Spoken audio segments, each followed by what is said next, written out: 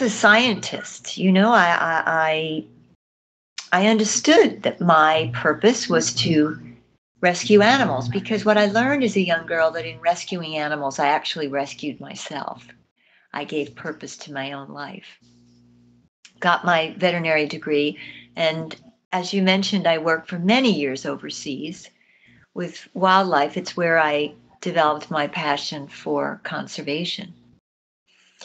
And I had several incidences that just devastated me, living in a world of cruelty where I was trying to save and rescue wildlife in the wildlife trafficking trade.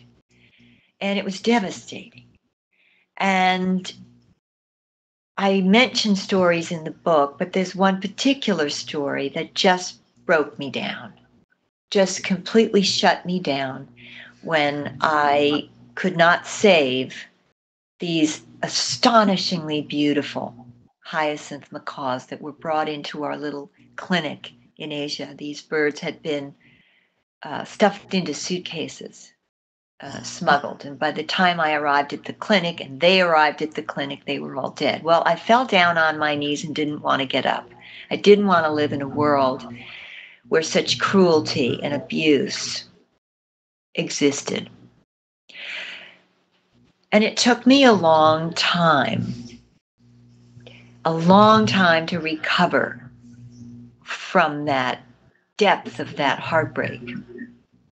And the reason I tell that story everywhere I go is because of what's going on in the world today and how deeply so many people who love and advocate for animals are broken in that place. Unfortunately, they remain there.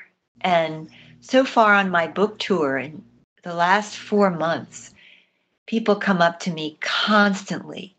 I want so much to help. I want to care for animals. I want to care for nature. I want to care for the earth.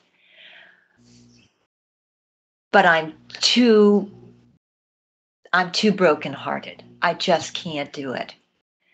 So what I have realized is that by sharing my stories combined with what I know to be the truth of deep, authentic consciousness, people can come through the heartbreak and rise up much more empowered.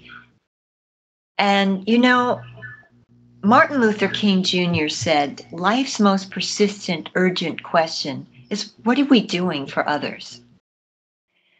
And so in my life, I help people remember and become more empowered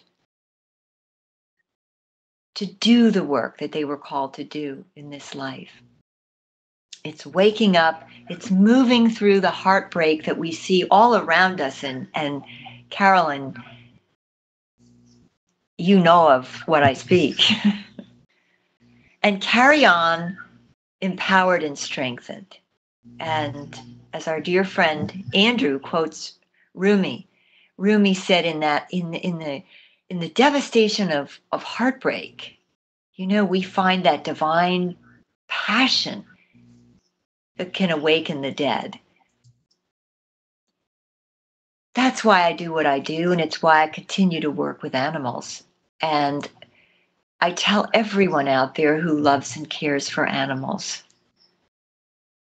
listen to what they have to teach. Listen. Their wisdom is immense, and their wisdom will help us reconnect